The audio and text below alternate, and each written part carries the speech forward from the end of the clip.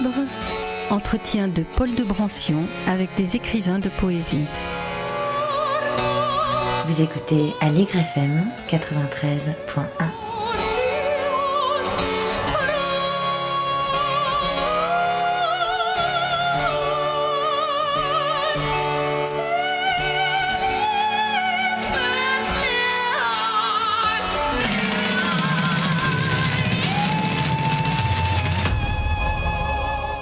Bonsoir, j'ai le plaisir aujourd'hui d'accueillir Guillaume Marie pour son ouvrage « La fin du monde », écrit avec Samuel Deshayes, son compère, un livre publié aux éditions Lanskin. Guillaume, bonsoir. Bonsoir. Alors, sur la 4e de couverture, il y a écrit « À cet instant, le dernier renard volant tomba de sa branche ». Voilà. Donc c'est un peu énigmatique et on va essayer de découvrir ce qu'il y a derrière cette fin du monde-là. Au préalable, je voudrais dire que Samuel Deshayes est enseignant, que vous, Guillaume Marie, vous êtes journaliste, que l'un habite Paris et l'autre est provincial, et que l'un est myope et que l'autre est hypermétrope. C'est vrai, c'est vrai. Alors vous êtes quoi Moi, je suis le Parisien myope. Parisien myope. Voilà. C'est parfois plus prudent. Ben, je sais pas trop ce qui est le mieux. Hypermétrope, c'est une expérience qui doit être un peu étonnante. Quand je vois mon compère Samuel, effectivement, reculer à chaque fois les livres pour mieux voir, c'est quelque chose. Je crois on n'habite pas dans le même monde. Oui, ça permet d'écrire des livres ensemble. Mais en fait, il y a une partie il y a une partie de ce que vous dites qui est vraie, parce que moi, je dois vraiment m'approcher des choses pour les voir. Et lui, Samuel, quand il les voit de près, il les voit pas. Et il est obligé de s'écarter, de s'éloigner du monde. Et donc, à nous deux, c'est vrai que c'est peut-être comme ça qu'on se complète. Mais le journaliste, c'est quelqu'un qui doit être proche du monde, enfin le regarder de près, non, je pense. Pas que, parce que si le journaliste est trop près du monde, s'il est vraiment trop impliqué, peut-être qu'il est qu'il trouve moins la bonne distance pour parler ensuite du monde. Alors vous avez publié avec le collectif Pou, La mort Victor, vous avez publié Ça écrit quoi aux éditions Lanskin. Samuel a publié Sonnet et S aux éditions Lanskin. Et là, Guillaume, vous avez publié Les Watters du château chez Bouclard, qui est un texte qui est un peu un roman, je crois, non ? Qui est tout à fait un roman, oui. Et les expositions de reptiles vivants aux éditions Lanskin aussi. Voilà. Et maintenant, on va parler de la fin du monde. Et pour en saisir la quintessence, je vais vous demander de lire un extrait. Je vous propose de lire le début. Chapitre 1. J'ai vu la route départementale 920 s'effondrer sous son poids et les voitures glisser dans le trou de la route. Et les hommes et les femmes, devant leurs écrans, regardaient s'effondrer la route sous son poids et ils trouvaient ça bon. Les arbres glissaient aussi dans le trou de la route et les pistes cyclables installées tout du long pendant la pandémie. À peine le ciel s'embrasait-il, des flammes, des moteurs à explosion crachant au milieu des lourds nuages violets qui l'emplissaient. Le monde s'ouvrait-il, en tout cas il béait à hauteur de Cachan, et la route avait fui dans le centre du monde. L'avenue Aristide-Briand, plus administrativement la route départementale 920, anciennement nationale 20, anciennement route d'Orléans, plus anciennement encore route impériale 20, qui part de Paris pour aller vers le sud, glissée au fond du trou. Et j'ai vu des hommes et des femmes qui approchaient de la béance et se donnant la main, sautaient dans le trou. La faille s'élargissait, avalant les trottoirs désormais, et montant plus au nord, Arcueil, Montrouge, le ciel était sombre et les oiseaux criaient. Une foule toujours plus nombreuse s'amassait aux abords de la faille, hurlant, applaudissant avec les sirènes et les gyrophares. Et une femme montait sur un autobus de la RATP. Elle faisait des grands gestes et elle disait « Le moment est venu ». Et les gens autour d'elle filmaient son visage et sur leurs écrans, ses lèvres multipliées répétaient « Le moment est venu ». Il a plu tout à coup. Les réseaux électriques excavés crépitèrent, les gens cherchèrent des parapluies. Le moment est venu, disait la jeune femme, et la faille avançait vers le périphérique. Quelque chose s'ouvrait à Porte d'Orléans. Et les gendarmes retirèrent leurs masques, arborant leurs lèvres rouges gonflées de mots comme la foule les avait retirés, ses lèvres rouges, gonflées de mots. On avait sur la tête la cendre d'un volcan. Xi Jinping et le PCC décrétèrent alors unilatéralement des sanctions à l'égard de la France, et les porte-containers battant pavillon chinois sur le point d'entrée au Havre se déroutèrent vers l'Afrique. Les gendarmes essayaient de calmer quelque chose, mais quelque chose échappait aux gendarmes, à leurs sirènes et gyrophares, à leurs bouches démasquées. Le grand néant du trou avait pris tout Paris. Alors, cette route départementale 921... 920, pardon, je ne sais pas pourquoi je lui ai rajouté. Elle existe vraiment ? Oui, elle existe vraiment. En fait, moi j'habite à Montrouge et il s'avère que cette route, qui est une voie d'accès à Paris, coupe Montrouge en deux et finit en 2 fois 4 voies, donc en 8 voies. Donc c'est un enfer total et une aberration absolue. Et pendant quelques années, j'ai dû la traverser tous les jours 2 fois, le matin pour aller au boulot, le soir pour en revenir. Et c'était vraiment, à chaque fois, je me disais comment ça peut exister. Et ça a été le départ du livre, parce que je me suis dit vraiment, si j'avais la force de faire de la poésie, une poésie puissante, j'écrirais un chant de destruction de cette route. Et je me suis dit, on la scanderait avec Samuel sur le trottoir. Et devant ces champs, on verrait la route s'effondrer. Et vous avez été plus loin, finalement, c'est cette route qui détruit le monde, enfin son effondrement. En fait, c'est à partir de là, effectivement, que cette route aspire le monde. Clairement, c'est à partir de là qu'une faille s'ouvre. Et vous avez lu la fin du chapitre 1er, c'est vrai que dès le chapitre 1, Paris s'effondre. Donc on commence le chapitre 2 dans un monde où il n'y a plus Paris. Mais ça va être horrible, on ne pourra plus faire les Jeux Olympiques.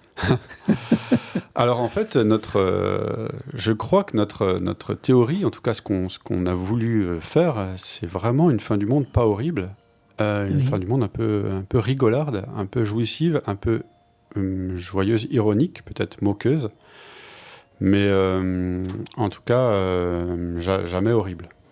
Mais c'est vrai qu'elle est gaie, d'une certaine façon. C'est un jeu de fin du monde. Mm-hmm. Mais quand même, derrière tout ça, il y a quand même l'inquiétude réelle que ce monde s'effondre. Peut-être pas de cette façon-là. Non, mais c'est sûr. C'est vraiment... Alors, quand moi je vois cette route, je me dis comment c'est possible qu'elle existe encore. Mais aussi, quand je vois ce monde, je me dis comment c'est possible qu'on ne soit pas complètement déprimés tous Alors, par ailleurs, vous l'avez rappelé, je suis journaliste. C'est vrai que tous les jours, je lis comme des mauvaises nouvelles, d'un point de vue écologique notamment. Et je trouve ça très dur, en fait, de vivre aujourd'hui. Et donc, j'ai eu quand même l'impression, en écrivant ce texte et surtout en proposant ce projet à Samuel, qui s'en est vraiment emparé, qui allait plus loin que moi, qui m'a vraiment poussé. C'était vraiment un super moment d'écriture aussi à deux. On a eu l'impression, à un moment, d'être l'orchestre du Titanic. C'est-à-dire... le Titanic va clairement vers l'iceberg, il n'y a plus rien à faire. Vraiment, l'iceberg est là, le Titanic ne peut pas virer de bord, il a touché l'iceberg, c'est trop tard. Qu'est-ce que peut bien faire ce petit orchestre, à part faire peut-être le plus puissant concert du monde, c'est-à-dire le dernier concert avant la fin du monde. À cet instant, à Uddevalla, à Sanaa, à Mtahata, à Necochea, à Dalat, à Toowoomba, à Kimi, à Biloxi, à Mudjimayi, à Ikapui, à Garibidi, à Jixi, à Sioux Lookout, à Bungu, Scarabo, Lapu-Lapu, Sababazu, Yakundu, Guru, El Kousseir, Kertch, à Set, à Recife, à Mekle, à Sventin-Swenti, à Bocasso, à Lido de Jedolo, à Comsor, à Coatzacoalcos, à Gogolevo, à Norfolk, des hommes, des femmes, des enfants, seuls, en couple, en famille, sans bagages, sans un mot, montèrent dans leur voiture et roulèrent à toute vitesse vers le couchant. Alors là, on est ponctué par ça. Régulièrement, vous nous donnez des villes réelles et délirantes et belles. En fait, déjà bravo de vous être attaqué à la lecture de ce chapitre qui n'est pas facile à lire, que nous en lecture on ne fait pas parce qu'on n'a pas tous les accents du monde et c'est difficile. Donc bravo. Non, en fait, l'idée, c'est une fois qu'on s'est lancé dans cette fin du monde, on s'est dit qu'il fallait qu'on fasse entrer vraiment le monde entier dans le livre. Et vraiment. Aucun des prénoms qu'on a mis, aucune des anecdotes dont on a parlé, aucun des lieux ne sont mis au hasard. On a vraiment essayé de parcourir un maximum de pays, un maximum de continents, de géographie, de langue aussi, pour dire, c'est vraiment la fin du monde entier, pour essayer que notre délire soit le plus géographique possible, le plus entier possible. D'ailleurs, c'est vrai, c'est une fin du monde universelle, générale. On fait le tour de la Terre tout le temps. Ouais, tout Il à se fait. passe des trucs ici et là, puis on revient chez nous quelquefois, puis on repart, et ça donne un sentiment réel, d'ailleurs, qui est de la réalité de notre monde aujourd'hui, qui n'est pas...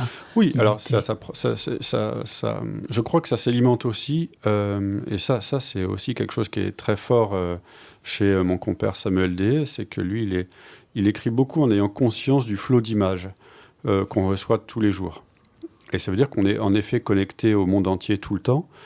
Et c'est vrai que vous parliez de la distance, etc., entre la myopie et l'hypermétropie, je ne sais pas si on dit ça, mais lui, en tout cas, il écrit, je crois vraiment, et c'est le cas quand il a écrit Sonnet là, aux éditions Lanskin, il a beaucoup écrit avec le monde.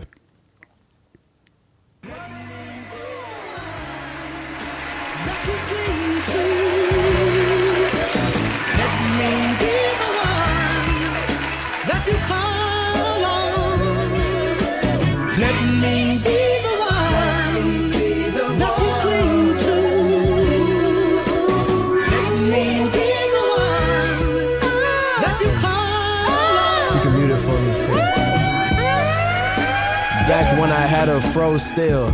First moved to LA, my daddy still pay my phone bill.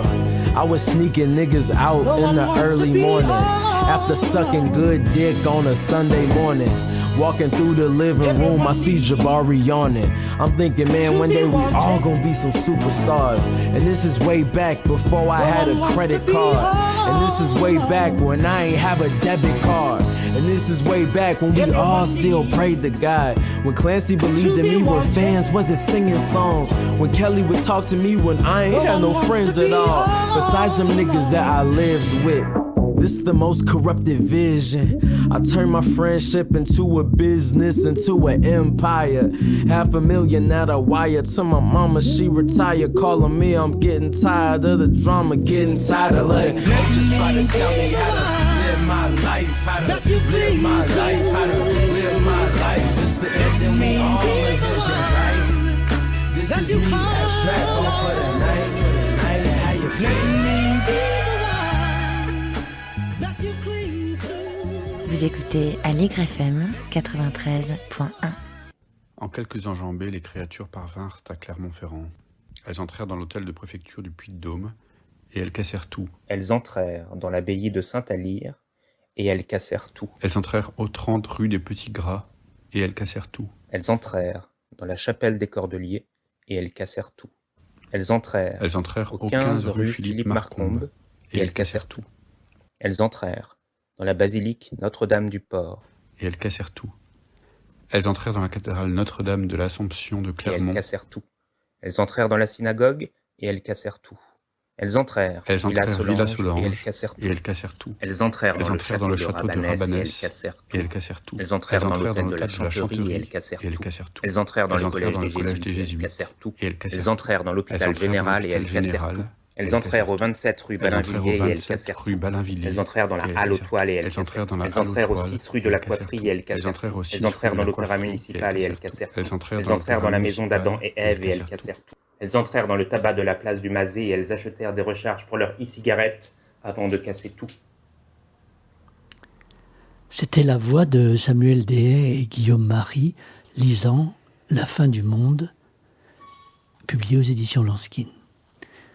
Alors ça a dû être un travail quand même assez compliqué. Comment pratiquement Guillaume Marie, vous avez travaillé pour écrire ce livre, puisque vous l'avez fait à 4 mains ou à 2 voix, je ne sais pas comment il faut dire. À la fois à 4 mains et à la fois à 2 voix, en effet.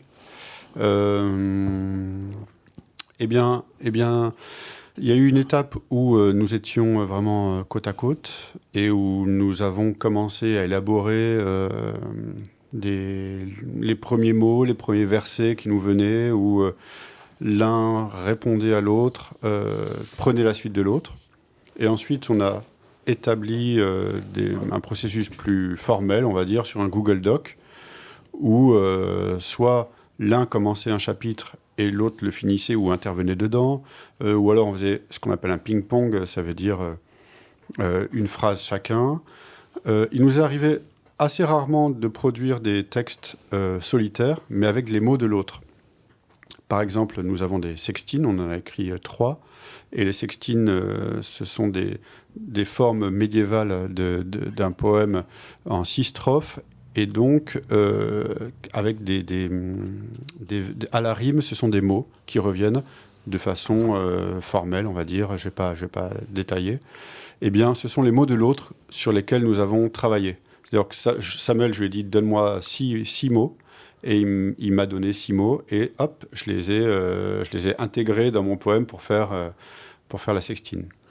Alors, Denis Cosnard, qui est journaliste au Monde, qui a écrit sur votre ouvrage aujourd'hui même, enfin, en date de vendredi, un texte dit justement à ce propos: pour la fin du monde, le mieux est d'ouvrir un Google Doc, suggère Samuel Dehaye qui vit à Caen.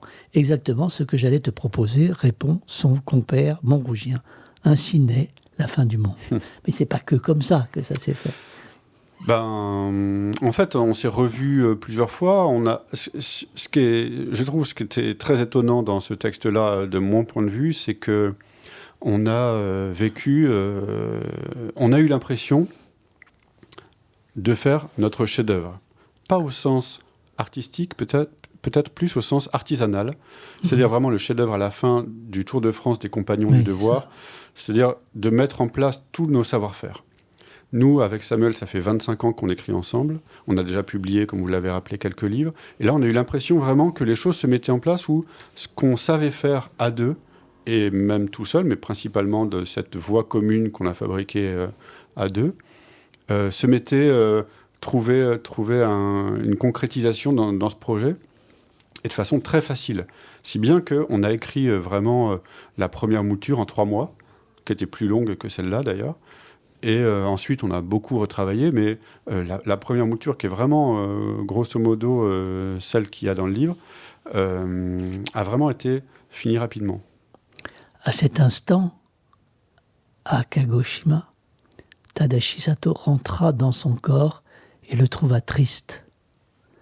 À cet instant, tous les livres du rayon adulte de la bibliothèque Jacques Demy de Nantes s'enflammèrent en même temps. À cet instant, les chamans de Sibérie appelèrent à eux les images des mondes souterrains. À cet instant, un foyer de lumière rouge naquit à l'intérieur de la cathédrale de Coutances, et les gens du pays crurent qu'elle avait pris feu. À cet instant, dans ce qu'il restait de la ville de Montrouge, Guillaume Marie disait « Il suffit que je descende mes escaliers et j'ai une bière ». À cet instant, réfugiée à Marseille, Elisabeth Borne disait « Notre pays traverse des crises et cela suscite des inquiétudes. Avec mon gouvernement, nous sommes pleinement mobilisés pour protéger le pouvoir d'achat des Français. C'est notre priorité. » À cet instant, à Bath, tous les signes moururent. À cet instant, que dire? À cet instant, que voulez-vous? Tout se détachait et le monde connu s'enfonçait dans le brun. Alors, c'est très drôle et un peu vrai aussi. Et il y a quelque chose de biblique comme ça dans ces scansions, répétitions et profondeur de formules quelque part. Oui, et puis dans la répétition aussi. Moi, à ce moment-là aussi, j'ai lu Gilgamesh, que j'avais jamais lu, et j'étais vraiment frappé dans Gilgamesh par les répétitions. Et d'ailleurs, je ne sais pas si c'est vraiment le texte d'origine, parce qu'on sait qu'on a rassemblé plusieurs fragments, et donc il y a des fragments qui disent la même chose qui sont rassemblés, Et donc, ça crée un effet de répétition, je trouve, très saisissant. Et donc, on a pas mal utilisé ça, soit des anaphores, soit des anaphores de la fin. Je ne sais pas comment ça s'appelle. Celles qui sont à la fin. Voilà, celles qui sont à la fin des vers. Désolé. Et voilà, mais effectivement, une des bases... Pour le coup, je n'ai pas voulu relire l'Apocalypse. Voilà, parce qu'on n'a pas voulu non plus être trop biblique. On a plutôt lu ou relu beaucoup de textes apocalyptiques autres qui vont vraiment, donc, comme je vous dis, de Gilgamesh jusqu'à L'Étoile mystérieuse, par exemple, qui est un chef-d'œuvre de récit apocalyptique, qui est vraiment, à la relecture, si vous lisez les 10-12 premières pages, c'est la fin du monde qui touche Bruxelles. C'est très drôle, tragique. Tintin pense vraiment qu'il va y passer, que ça y est, c'est vraiment la fin du monde. Je ne sais pas si vous vous souvenez, le goudron fond, etc. Oui, il y a une sacrée chaleur. Exactement. Et donc, ça développe aussi... ça produit de la folie. Il y a des gens qui sortent et qui commencent à, sur des couvercles de marmite, frapper et dire « c'est la fin du monde », etc. Et donc, cette ambiance qu'on retrouve dans beaucoup de récits comme ça, mais qui sont aussi présents dans la pop culture, nous a vraiment, vraiment inspiré. Il y a aussi Philippus, ou je ne sais plus comment il s'appelle. Voilà, c'est ça, Philippus, je crois. Voilà, Philippus, ouais. En cheminant, Nathalie Fromentin criait « Complice !» et montrait les établissements de banque. « Complice !» en désignant une station essence, celle du Carrefour Market de Chaulnes. Nathalie Fromentin criait « Complice !» et montrait à sa droite les automobiles rangées sur le parking de Carrefour Market de Chaulnes. Plus tard, elle dégueule sur les autoroutes A1 et A29. Qui c'est cette Nathalie Fromentin ? Alors c'est Nathalie Fromenin. Fromenin, oui. Mais Nathalie Fromenin, je suis dyslexique. Non, mais c'est une prophétesse. Justement, c'est ce qu'on disait, c'est dans des moments comme ça. En fait, il s'avère qu'au moment de la Révolution française, il y a eu à Paris des femmes qui sont venues de la Manche notamment, et ça m'intéresse parce que moi je viens de la Manche aussi, oui. Qui sont venues à Paris et qui ont commencé, j'en ai deux en tête, qui ont commencé à sortir des prophéties comme ça. Notamment il y a Suzette Labrousse et l'autre, son nom va me revenir, mais donc, et qui ont commencé à produire des prophéties parce que c'était un moment de chaos et elles ont commencé à être entendues. La nouveauté, c'est pas qu'elles disaient c'est pas qu'elles annonçaient des folies. La nouveauté, c'est qu'elles étaient entendues. Et comme les gens avaient besoin très fort à ce moment-là de repères, d'ordre un peu dans le chaos, elles vont commencer à monter, ces femmes-là, et à être écoutées, suivies même d'un point de vue politique. C'est allé assez loin. Et donc ça m'a intéressé. Et on a voulu créer notre prophétesse, nous aussi. Et on ne sait jamais si elle délire complètement, parce que, bon, évidemment, il y a un côté ironique, mais ou si vraiment elle a conscience de ce qui se passe vraiment sous ses yeux, mieux que les autres. On est toujours un peu sur le fil. Et à la fois, la majorité des prophètes, ils ne sont pas écoutés parce qu'on n'y croit pas. Par exemple, tous les gens qui ont prédit ce que nous vivons aujourd'hui, des règlements climatiques, les écologistes, les vieux de la vieille, on ne les écoutait pas. C'est clair, c'est vrai. Honnêtement, si on lit les discours écolos des précédentes années, des dizaines d'années avant nous... Oui, les gens de la gueule ouverte, par exemple, ils ont eu raison sur tout. Oui, ils ont eu raison. Et ils étaient assez gais dans leur critique. Ouais. Je veux dire, c'était pas une fin du monde désespérante comme celle qu'on envisage pour nous. Ouais, mais il faut admettre qu'ils ont été des Cassandres. Et précisément, ce que nous, on met quand Elisabeth Borne fait une réunion de crise à Marseille en disant notre priorité, c'est le pouvoir d'achat des Français, on en est là, en fait. C'est aussi le court-termisme, une sorte de ce mot à la mode que je ne retrouve pas, pardon, mais d'être pragmatique. Oui, voilà, ce pragmatisme vraiment qui veut dire, en fait, un court-termisme de maintien de l'économie, quoi. eh bien, ça ne mène nulle part. Ou alors, enfin, si, ça mène à la catastrophe. C'est pas ça qui va colmater la plaie béante du Titanic. Parce qu'on n'est pas capable de penser loin. Voilà, oui, ou alors parce qu'on est électoraliste, ou alors parce que les gens ont envie d'être dans le confort et de ne pas quitter leur confort. Et c'est normal aussi. Oui, mais paradoxalement, les courbes se croisent parce qu'il fut un temps où on disait les gens ne peuvent pas être écologistes parce qu'ils ne vont pas vivre la catastrophe. C'est les générations d'après. Aujourd'hui, on arrive à un moment où on commence à la vivre, cette fin du monde. C'est vrai. C'est vrai. Et ça change des choses. Vrai. À la fois, ça change les choses, à la fois, les gens, dès qu'il s'agit de renoncer à l'avion, la voiture, etc., enfin, je vous apprends rien, c'est compliqué. Nous étions préparés à la chute des choses, mais là, c'était leur fin, et personne ne savait. Écrivez-vous. Les gens choisissaient la shirt. Alors, je ne sais pas ce que ça veut dire, qu'ils allaient porter... Ah, le t-shirt. Voilà, j'avais eu de la peine à comprendre, mais c'était le T-I-C-H-E-U-R-T-E. Comme quoi, je suis anglicisé jusqu'au bout des oreilles. Les gens choisissaient le t-shirt qu'ils allaient porter ce jour-là. Certaines créatures hésitaient sur la forme dans laquelle elles allaient se manifester. Des gens organisaient des visions pour leur travail ou se saoulaient ensemble à distance.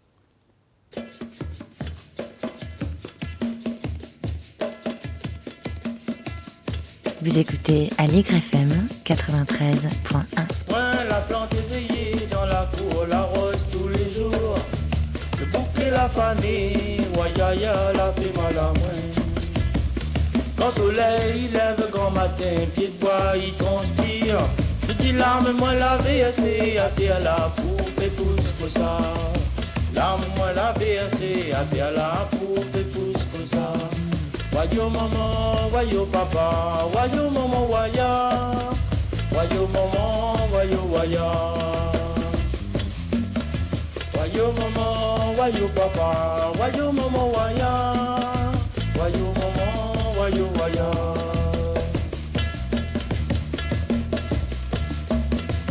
Dans le ciel, la main la moins pas de carré, moi t'es bien content. La tonne si la terre, un bêtel le soc dans mon dos. Sentez la victoire dans le ciel, il fait encore là-haut là. Immense modulé, haïtien ban, ananabelta. Immense modulé, haïtien ban, quel beau c'est l'état. Wayo maman, wayo papa, wayo maman, waya. Wayo maman, wayo waya. Wayo maman, wayo papa, wayo maman, waya. Wayo maman, wayo waya.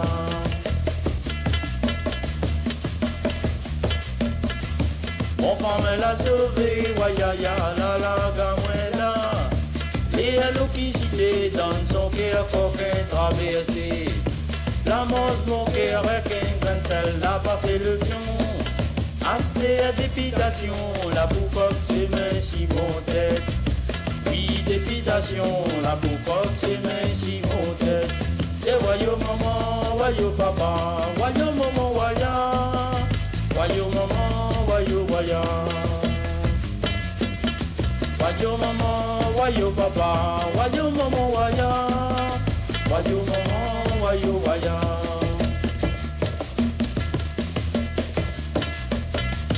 Asté à ça qui reste à moi pour faire la petite chanson. Mais les amis, à moi la paix, mi court après le vent. Mon gosse, les secs, amarrés, force en bois tracas. Il verse un peu l'histoire dans mon verre pour en place comme là. Verse un peu l'histoire dans mon verre, va en place comme là. Wayo maman, wayo papa, wayo maman, waya. Wayo maman, wayo waya. Wayo maman, wayo papa, wayo maman, waya. Wayo maman, wayo waya. Et wayo maman, wayo papa, wayo maman, waya. Wayo maman, wayo waya. Wayo maman, wayo papa, wayo maman, waya. Wayo maman, wayo waya. Et wayo maman, wayo papa, wayo maman, waya. Aligre FM 93.1. Regarde, de tous tes yeux, regarde.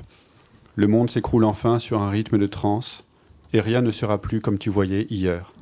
C'est la mage générale, l'update qui fait entrer ton corps dans le moment de sa dernière image. As-tu téléchargé tous tes fichiers mémoire ? Ce qu'on vit n'aura plus à rester en mémoire, puisqu'après il n'y a rien. Je t'assure, regarde, tes objets s'effriter un à un, à l'image, des quartiers de Paris qui s'effondrent en une transe, destructrice et très belle. Ah, tu veux entrer ? Chez toi ? Mais chez toi c'est hier. L'heure est venue, dit-on, et les gens, comme hier, iront se confiner.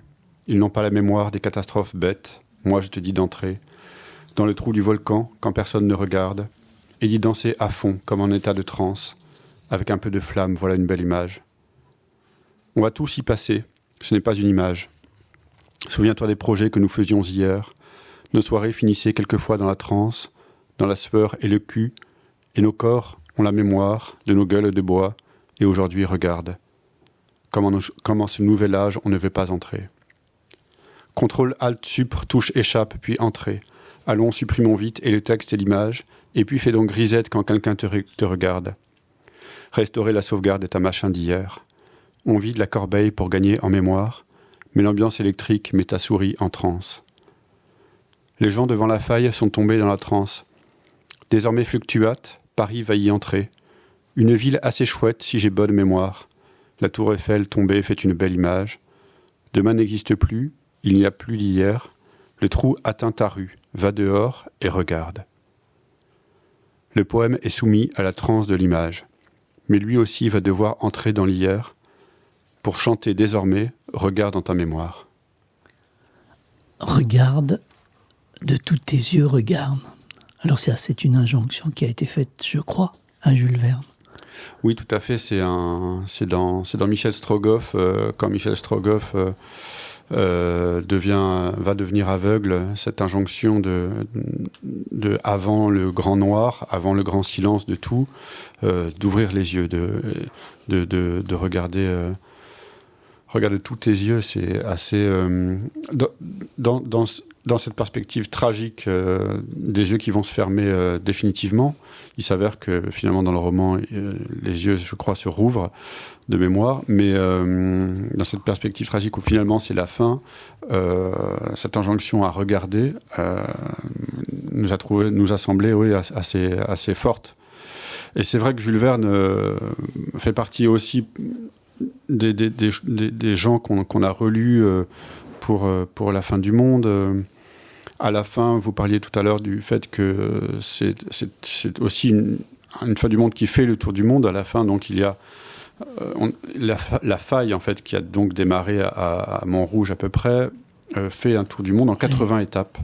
Et donc, nous notons les 80 étapes. C'est évidemment une allusion, bien sûr, à Jules Verne. On y reviendra sûrement, c'est un des derniers textes d'ailleurs, voilà, ouais. C'est très beau. Mais il y a aussi pas mal de formes poétiques à droite et à gauche que vous reprenez. Il y a une espèce de jeu des poésies, vous l'avez déjà dit tout à l'heure. Aujourd'hui, je te le dis, c'est la fin du monde. Penses-tu que tu as lu toutes les histoires ? Et cette fois, c'est sous tes yeux, c'est dans ta chair. Ce que tant ont attendu mesure ta chance. Avec toi, le monde fini, dernier des hommes. Las, tu n'es pas encore fatigué des hommes. Y faire du sens au monde, c'est une chance.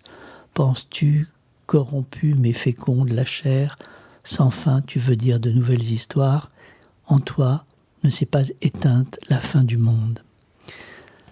Alors, cette fin du monde, donc, que vous avez publiée avec Samuel Dehaye, Guillaume Marie aux éditions Lanskin, elle est étrange parce que vous pratiquez des formes très contemporaines, très heurtées aussi quelquefois, répétitives, bibliques, des formes poétiques classiques presque, Voilà, comment vous vous êtes retrouvé là-dedans ? Je veux dire, est-ce que c'était... Parce que vous n'êtes pas perdu dans les formes ? Non, au contraire, on s'est, je crois, trouvé dans les formes. Vraiment, c'est comme ça que ça s'est passé. Avec Samuel, ça fait vraiment longtemps qu'on travaille là-dessus, ensemble. Et c'est vraiment, ça fait partie de notre joie d'écrivain, soit d'inventer des nouvelles formes, soit de corrompre les formes anciennes. Et vraiment, au contraire, ça nous a apporté les sextines, par exemple. C'est vraiment quelque chose qui n'est pas facile à écrire parce que c'est long. Le mot rime n'est pas forcément quelque chose de facile à manier. Il faut essayer de trouver quand même une polysémie. Donc, c'est pas évident. Mais vraiment, c'est ça qui nous a, au contraire, conduit, d'une part, par le plaisir immense qu'on a eu à vraiment tester, quoi. Je vous dis, à prendre nos marteaux, nos burins, à façonner vraiment, comme je disais par rapport tout à l'heure avec l'histoire de l'artisanat, mais aussi à essayer de créer quelque chose de nouveau. Donc on a notamment, il y a des sonnets enchâssés dans des acrostiches, par exemple. Donc ça, c'est notamment Samuel qui a fait ça. Mais aussi, on a créé un chapitre qui est le chapitre 20, où on a voulu raconter une histoire avec tout le monde possible. Et donc, à chaque début de vers, c'est une nouvelle personne qui fait l'action, la poursuite de l'action. Donc, c'est une seule action qui est à la fois contemporaine, immédiate et à la fois multiple sur toute la Terre, ou à la fois c'est une seule personne et à la fois c'est tous les hommes du monde, toutes les femmes du monde. Et donc, on a voulu mettre tous les prénoms en essayant de choisir parmi ces prénoms ceux qui représentent tel ou tel pays pour essayer, comme je vous disais, d'englober vraiment le plus de monde possible avec nous. Et alors, en fait, c'est un jeu sérieux, un jeu grave, mais vous jouez avec les mots et c'est pas tout à fait un hasard si vous avez demandé une postface, dont je vais lire quelques extraits, qui est juste à la fin, donc de Jacques Jouet. Si la fin du monde est de la poésie, c'est une chance pour le monde, car la poésie est le contraire du chaos, prise entre le désordre de l'énumération et l'ordre des poèmes formels. Une sextine n'est pas de la petite bière en termes d'ordre, un acrostiche non plus, un sonnet moins encore, et moins encore quand des sonnets sont en abîme dans les acrostiches par contamination monstre des formes. Voilà, alors là, il fait la liste de tout ce que vous avez pratiqué, justement et joliment. En parlant de forme, je vais vous en lire une, si vous voulez bien. Bien c'est sûr. Justement dans le Tour du monde de la faille en 80 étapes. Et donc, c'est le chant de la faille. Donc, c'est l'étape 35 du chapitre 30.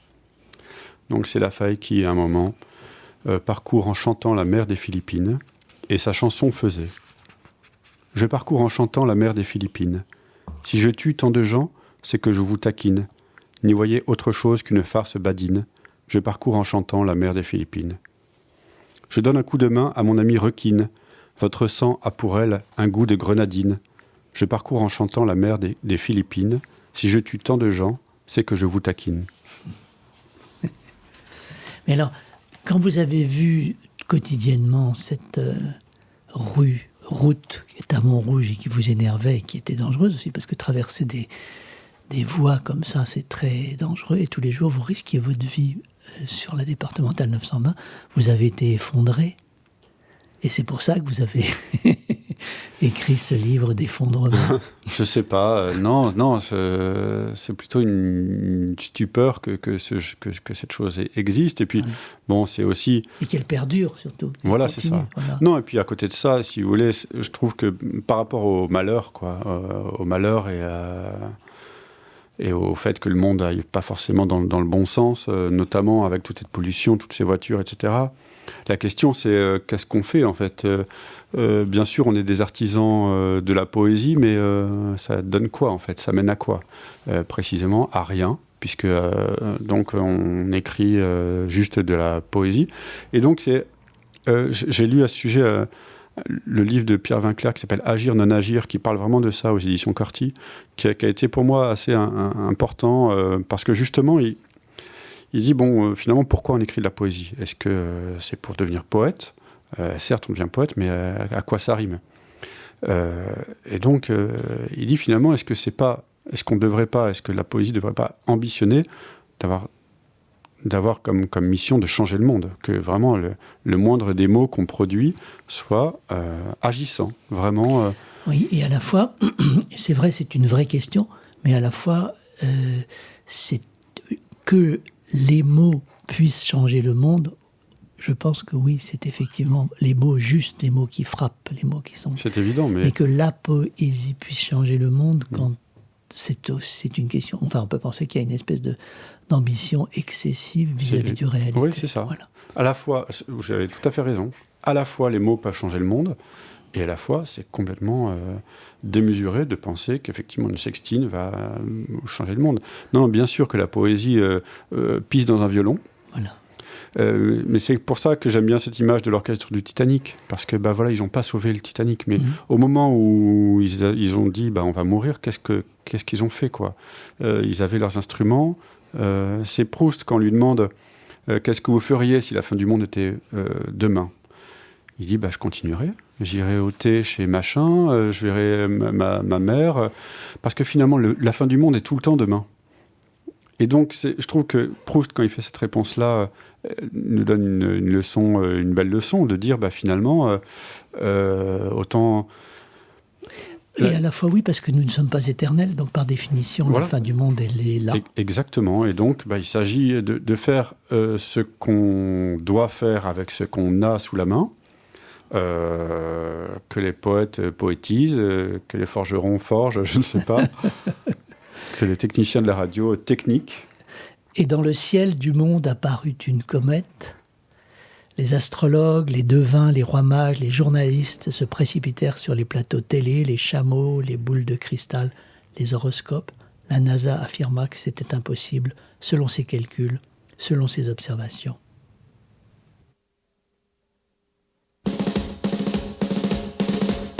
That's great, it starts with an earthquake. Birds and snakes, an airplane. Lenny Bruce is not afraid. I have a hurricane, listen to yourself. Churn world serves its own needs. Dummy, serve your own needs. Beat it up and knock, speak, grunt, no strength. The ladder starts to clatter with fear. Fight down, high wire in a fire. Representing 7 games in a government for hire in a combat site. Left to west are coming in a hurry with the furies breathing down your neck. Team by team reporters babble Trump, tethered crop. Look at that, no plane. Fine, then, overflow. Population common food, but it'll do. Save yourself, serve yourself. World serves its own needs. Listen to your heart, bleed. Dummy with the rapture and the reverend and the right.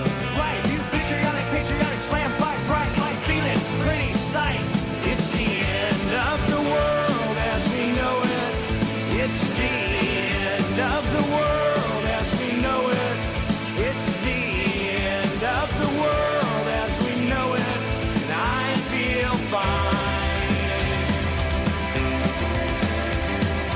6 o'clock, TV hour, don't get caught in foreign tower, slash and burn, return. Listen to yourself churn. Locking in, uniform and book, burning blood, letting every motive escalate. Automotive incinerate, light a candle, light a motor, step down, watch your heel crush, this means no fear. Cavalier, renegade, steer clear. Tournament of lies.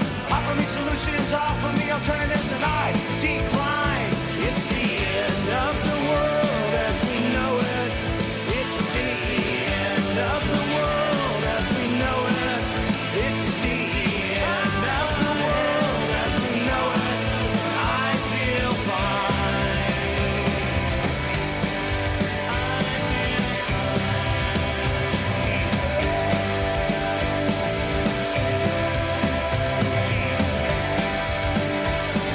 as we know it. It's the end of the world as we know it. It's the end of the world as we know it. I feel fine. The other night I drifted nice, continental drift divide, mountain sit in a line. Leonard Bernstein, Leonard Brasnap, Lenny Bruce and Lester Banks, birthday party, cheesecake, jelly bean, boom, symbiotic, patriotic, slam, button, nap, right? It's the end of the world as we know it. It's the end of the world as we know it. It's the end of the world as we know it. I feel fine.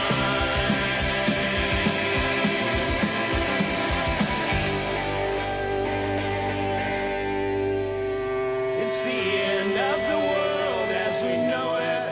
It's the end of the world as we know it. It's the end of the world as we know it, and I feel fine. It's the end of the world as we know it. It's the end of the world as we know it. It's the end of the world as we know it, and I feel fine. It's the end of the world as we know it. It's the end of the world as we know it. It's the end of the world as we know it, and I feel fine. Vous écoutez Aligre FM 93.1. Et je reçois Guillaume Marie pour La fin du monde, publié aux éditions Lanskin, qu'il a écrit avec Samuel Dehaye à 80 et à 2 pieds. Je dis ça parce que sur la 4e de couverture, il y a écrit que vous chaussez tous les deux du 43. C'est vrai, mais nous avons pourtant 4 pieds à 2. Enfin, c'est vous qui nous avez embrouillés. Avant de continuer à lire La fin du monde avec vous, je voudrais évoquer un ouvrage qui vient de sortir, un petit ouvrage publié aux éditions Fidèle Anthelme de Julien Blaine, qui est un performeur poète bien connu, qui s'appelle Le petit bestiaire bréviaire naïf, version abrégée, un petit livre, et qui est un peu déceptif, mais qui est dans le ton de ce qui nous réunit ce soir. Jamais nous ne te ferons confiance, encore moins pour le peu de temps qui te reste à vivre après auprès de nous. Vas-tu renoncer à nos tripes? Vas-tu renoncer à notre moelle? Vas-tu renoncer à notre sang? Vas-tu renoncer à nos cuisses et à nos ailes? Vas-tu renoncer à briser nos exosquelettes et nos coquilles? Vas-tu renoncer à notre gras? Vas-tu renoncer à nos langues? Vas-tu renoncer à nous désosser? Vas-tu renoncer à nous trancher? Vas-tu renoncer à nous inciser? Vas-tu renoncer à nous vider le ventre et la tête?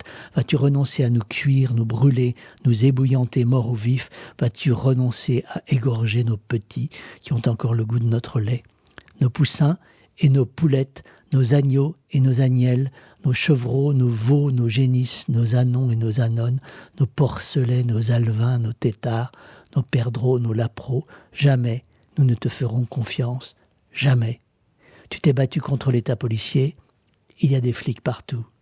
Tu t'es battu pour l'égalité, les riches sont de plus en plus riches et les pauvres crèvent de faim et de froid. Tu t'es battu pour l'égalité, quand elles sont au pouvoir, les femmes sont aussi connes que les mecs. Tu t'es battu pour accueillir les peuples en détresse, ils sont rejetés à la mer ou gelés en montagne. Tu t'es battu pour que toutes et tous vivent l'art et la culture.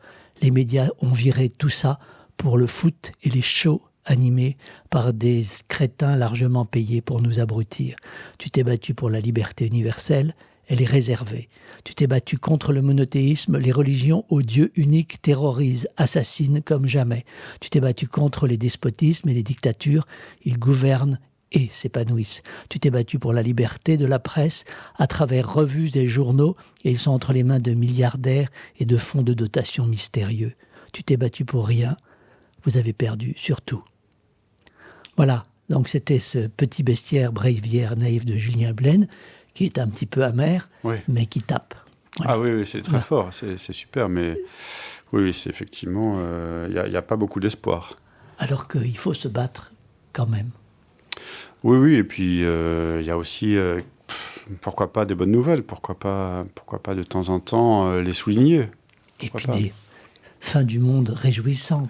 En fait, faire la fin du monde, c'est aussi faire... on a fait une couverture qui est très belle, c'est David Éveillé à Nantes, qui est graphiste, qui a conçu cette couverture selon l'œuvre d'une botaniste britannique du 19e siècle qui s'appelle Elizabeth Twining. Mm-hmm. Et donc, c'est une planche de botanique donc, du 19e siècle qui est magnifique. Elle est très jolie, très gaie. Et en plus, moi, elle me fait penser, vous savez, il y a certains fauteuils anglais qui sont couverts de tissus très colorés, très doux, dont on a l'impression que les poétesses Edith Wharton ou je ne sais qui d'autre se prélassaient là-dedans. C'est très beau.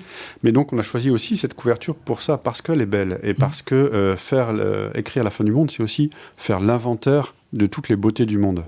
Regarde. Voilà, exactement. Regarder le monde. Exactement.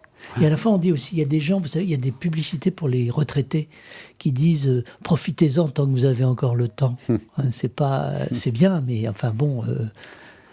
Ouais, mais comme on disait tout à l'heure, en effet, le temps, il est compté pour tout le monde. Il est compté, oui. Et pour tout le monde. Absolument. Donc, tic-tac, tic-tac. On va lire encore un tout petit extrait, si vous voulez bien. Alors, très bien. Qu'est-ce que je vais lire ? Alors, je vais essayer de lire un chapitre, qui est le chapitre 11, qui est pas si simple à lire, mais je vais essayer. Alors, les écrans diffuseront des images, par centaines, de milliers, selfies et vidéos de la grande catastrophe, empliront les comptes de toutes les applis, affichés page après page, seconde après seconde, scellés dans la big mémoire du data, où il y aura l'espace infini du virtuel, pour les stocker oubliés, nuages mobiles, sur courant continu, images dupliquées en écho redites, voici la fin du monde. Ainsi que le virus entré dans la cellule pour répliquer, soyez féconds, multipliez, ô visions incrustées dans les écrans, vos ondes crèveront les yeux des humains comme des bulles. Ainsi sur toute la surface de la Terre, le noir se fera, extinction globale.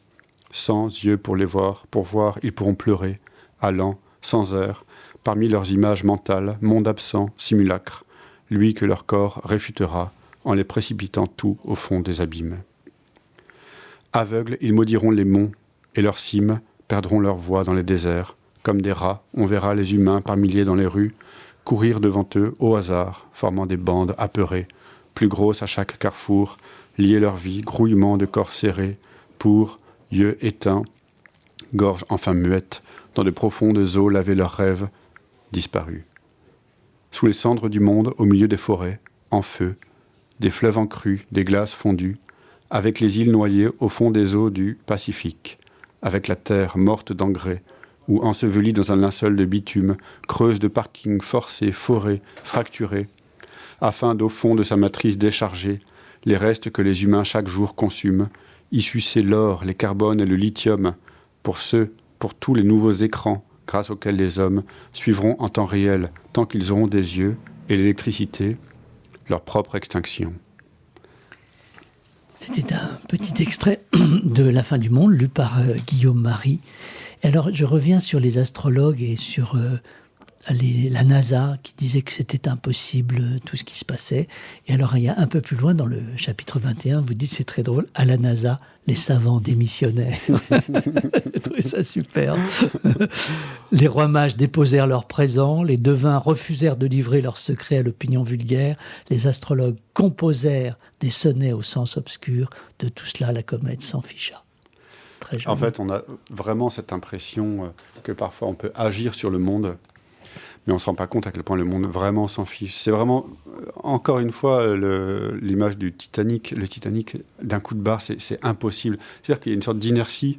Et donc chacun se dit « Ah oui, je vais mettre un petit pansement ici. Ah oui, oui, moi je sais où on va, je vais vous le dire. » Il y a une sorte d'agitation qui est tragique et très drôle à regarder. Et effectivement, c'est ça qu'on a voulu dire. Et à la fois, paradoxalement, pour revenir à ce thème sur la littérature, la poésie, sa capacité de changer le monde, il y a aussi une dimension qui est, on a l'impression que peut-être que les mots peuvent changer le monde, mais on ne sait pas très bien lesquels vont changer le monde. C'est-à-dire, il n'y a pas de certitude, c'est des mots inattendus, justement ciselés sans doute, qui peuvent changer le monde, mais ce n'est pas ce qu'on croit. Exactement, oui, c'est très vrai, et je pense que c'est avec le recul à chaque fois, où on se rend compte quelques années après que c'est ce mot-là qui a déclenché effectivement toute une sorte de champ de la pensée qui s'est constitué en acte dans plein de domaines et qui a en effet changé le monde. Il y a Malraux qui parlait du maréchal Pétain en disant « ce vieux mensonge au képi doré ». C'est des mots comme ça qui tapent juste.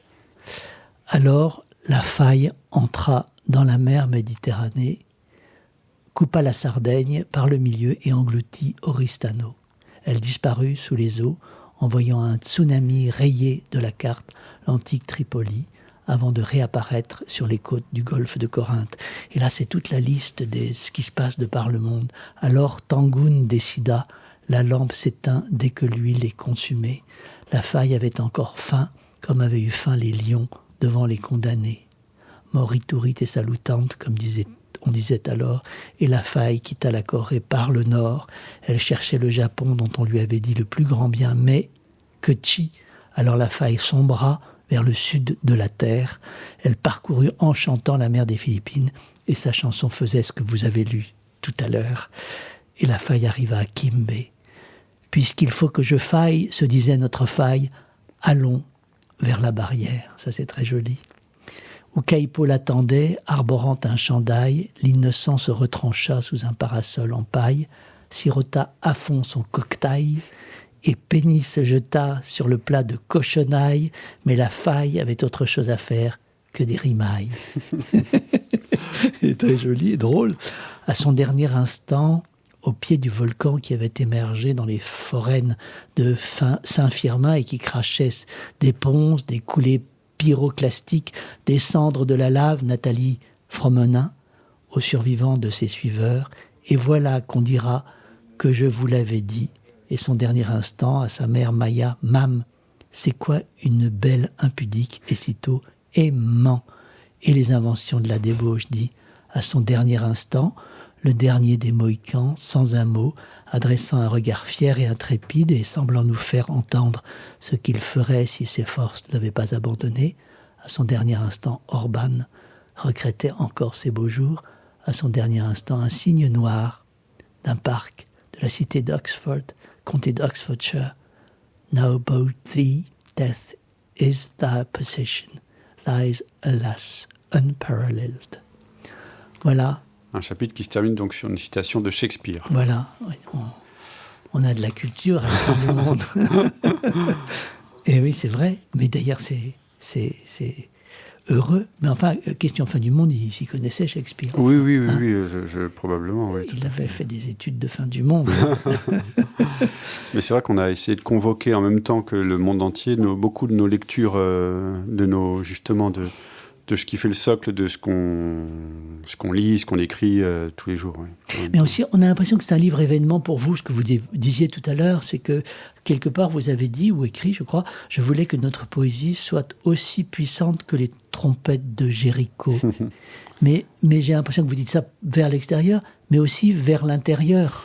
Ouais, vers vous-même. Je sais pas trop, parce que moi, franchement, j'ai pas eu l'impression d'écrire avec beaucoup plus d'ambition que d'habitude, sauf une ambition ironique, celle effectivement de voir s'effondrer une route qui est en bas de chez moi et qui m'embête.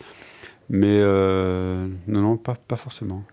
En tout cas, c'est une très belle fin du monde que vous nous proposez, Guillaume Marie, avec Samuel Dehaye, publié aux éditions Lanskin. Je vous remercie beaucoup pour cet instant où le dernier renard volant tomba de sa branche. Merci beaucoup.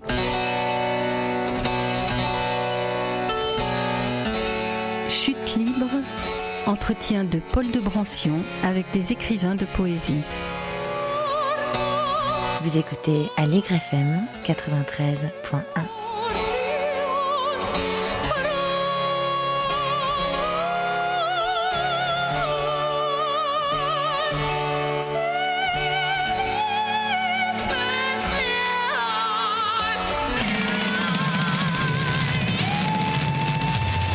Vous écoutez Allegre FM 93.1.